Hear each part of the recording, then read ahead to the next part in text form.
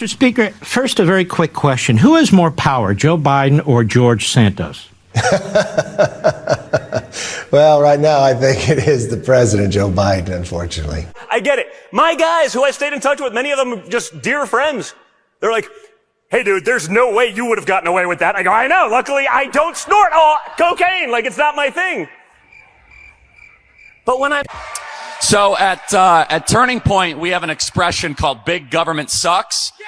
And Joe Biden had the largest public investment in social infrastructure and environmental programs that is actually finishing what FDR started, that LBJ expanded on, and Joe Biden is attempting to complete programs to address education, medical care, urban problems, rural poverty, transportation, Medicare, Medicaid, labor unions, and he still is working on it.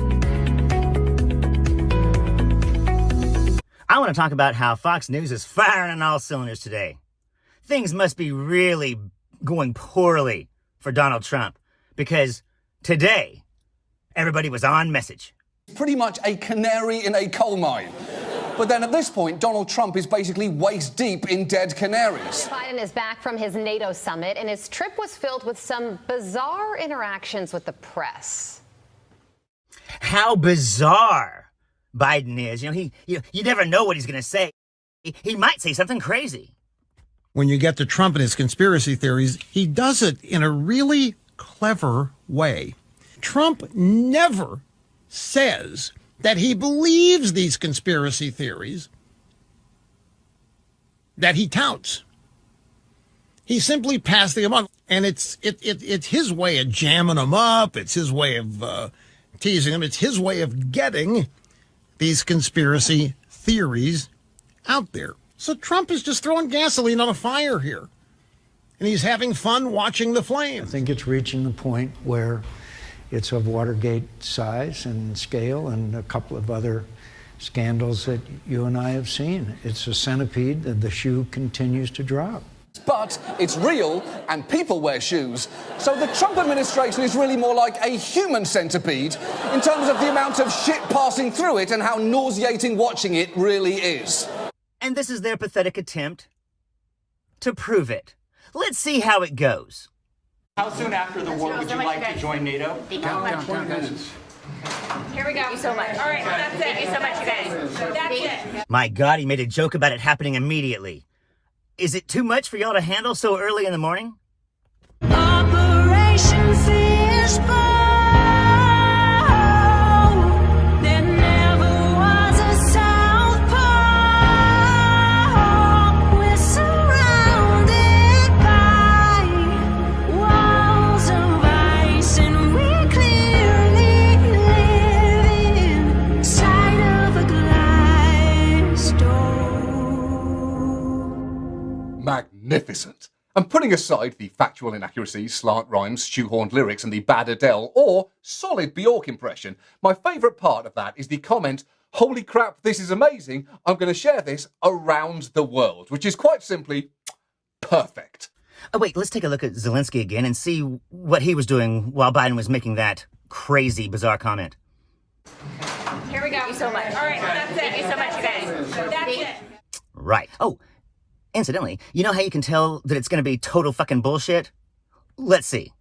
Hearing this answer that no one can guarantee a future, are you worried that the political instability in the US will cause issues in the alliance in the future? It's called a clip flash. Let's see. In the alliance in the future. I didn't say we didn't guarantee it. We couldn't guarantee the future.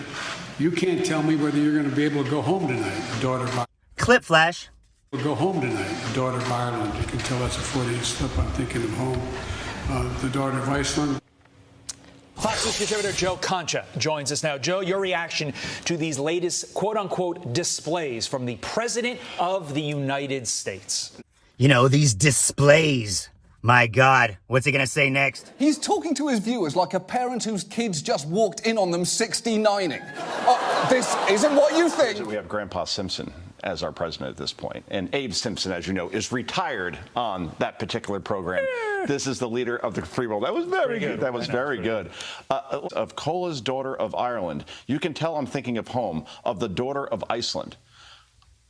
I've read that 18 times. I can't decipher what exactly he was going for there. And if it's a one-off, we all misspeak publicly from time to time. That's fine. This is every time this president's out of teleprompter, and it's indefensible, right? And absolutely indefensible. This guy is a fucking hack. And the leading reason why an overwhelming number of Americans do not want this president to seek a second term, because they clearly see what we all see, which is this can't go on until 2029. If he wins re-election, he'll be in office until 2029. Think about that. There were also some moments where he had some difficulty hearing reporters. Listen to this. So now they're going to go after him because of his hearing?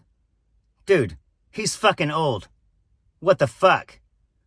Without what? I'm sorry? I didn't hear the last part of your question. You have repeatedly talked about Finlandization becoming NATOization of Finland. Now, based on your... What nation? I said it was more likely to get the NATOization of Finland. That's the context in which that was said.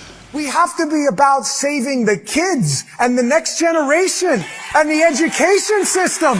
They stole it. They took it. They kicked us all out. There were almost no conservative teachers left in liberal states. They stole it and they took the kids from us and they weaponized instruction in the classroom to get these kids confused. Because remember, you will never have commies without the kids. They have to confuse the kids. And the best weapon in this fight, the best weapon to confuse kids is to feed them something they don't understand, which creates a sense of confusion and dismay. What's the perfect weapon? Sex. And what was the second part of your question? So the White House spoke to Fox News and blamed the, quote, large echoey room where the briefing took place. Could be true, could be false. What do you think? I think there are plenty of rooms at the White House where the president also has trouble understanding questions and hearing questions, and no echo there, right? So I think these people think that we're stupid by saying that was an echoey room, because we all listened to that soundbite. Could you understand that, reporter? Yes. I understood her quite clearly. Yeah, that girl's got a microphone. You fucking asshole. This is a crusade. This is a holy war against the deep state. Donald Trump is our instrument for retribution. I don't want to hear Glenn Youngkin in a vest. I don't want to hear Kemp with his George acts. I don't want to hear it. Donald Trump is our instrument for righteous indignation. Think about that, because his advisors to this point are risk adverse, and they want to make sure that he stays out of situations like this, because, again, age will be a huge factor in this race. They sued Fox News. They sued Fox News. This is just news. They sued him on February 4th of 2021. But that was the start of something called lawfare that hadn't been done in the United States, according to Alan Dershowitz, since the 1700s.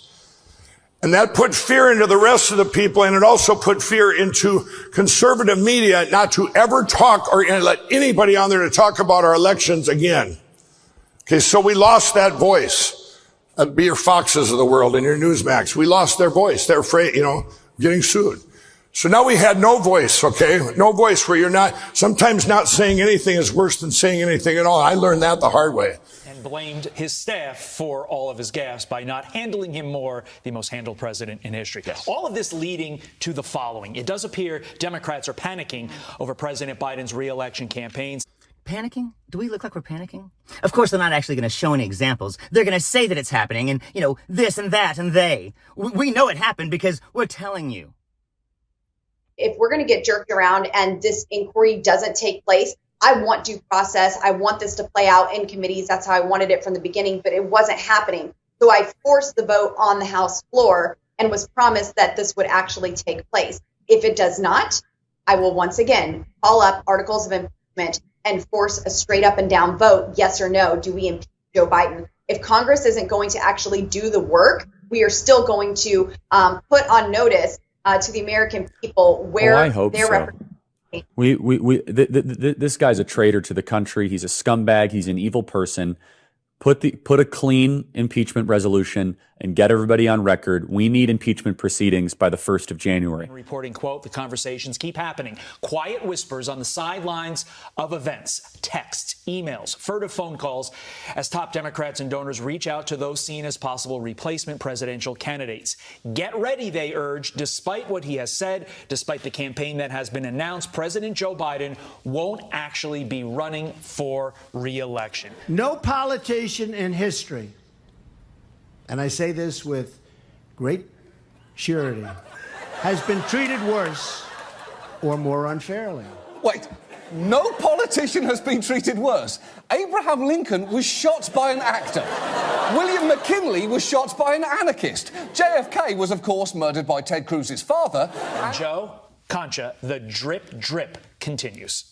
It does, but I'm not sure I'm buying it at this point. We're in July before a presidential election in what? 16 months. So if somebody's going to jump in, that better happen in a hurry. And who's it going to be? It won't be Kamala Harris, clearly. Gavin Newsom is kind of campaigning unofficially, but Democrats tend to stick together. James Garfield was shot, then to find the bullet, and this is true, Alexander Graham Bell devised a kind of metal detector which didn't work, so doctors tried to fish around in his guts for the bullet with unwashed fingers, which just made his infection worse. And look, I think Joe Biden's presidential campaign will look just like the 2020 campaign. 2024 will be no different from 2020. Without the COVID excuse, it will not matter. So he died in horrible pain. But yeah, Alec Baldwin sometimes does a mean impression of you on TV. So yeah, it's basically the same, isn't it? We're going to see a lot of prepackaged, highly produced videos sent out on social media to make Joe Biden look vibrant and coherent, and maybe the occasional speech in Pennsylvania.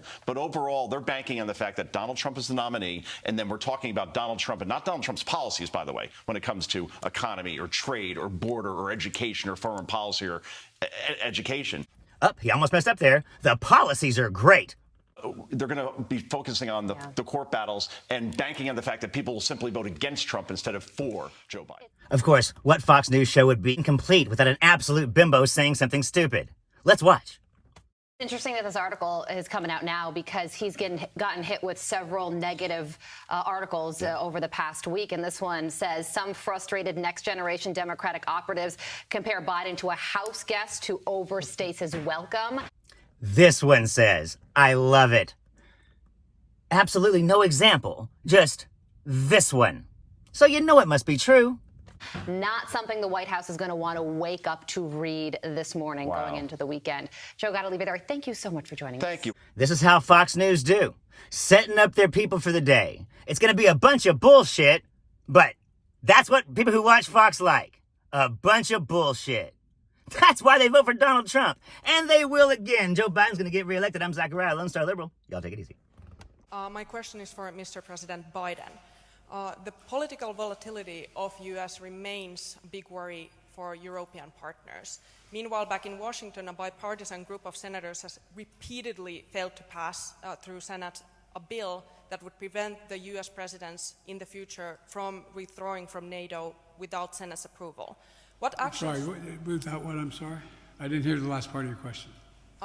In Washington, a bipartisan group of senators has repeatedly failed to pass through Senate a law that would prevent future U.S. presidents from withdrawing from NATO without Senate's approval. What actions will you take to assure Finland that the U.S. will remain a reliable NATO partner for decades to come? I absolutely guarantee it.